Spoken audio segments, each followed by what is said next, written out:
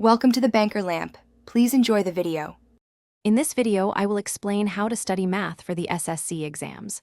First, thoroughly understand the entire syllabus to identify key topics and their weightage. This helps you prioritize your study efforts effectively. Next, focus on mastering fundamental concepts. A strong foundation is crucial for tackling more complex problems later on. Dedicate at least 1 hour daily to practice, ensuring consistent progress and improved problem-solving speed. To truly excel, employ smart practice techniques. Solve a wide variety of problems from different textbooks and previous year papers, covering various difficulty levels. This broadens your problem-solving skills.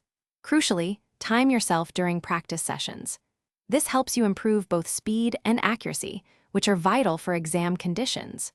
Always review your incorrect answers thoroughly to understand where you went wrong and prevent repeating those errors.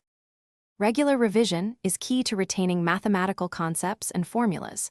Make a habit of going over all important theorems and formulas frequently. Additionally, taking full-length mock tests is incredibly powerful. These tests simulate actual exam conditions, helping you manage your time effectively and reduce exam day anxiety.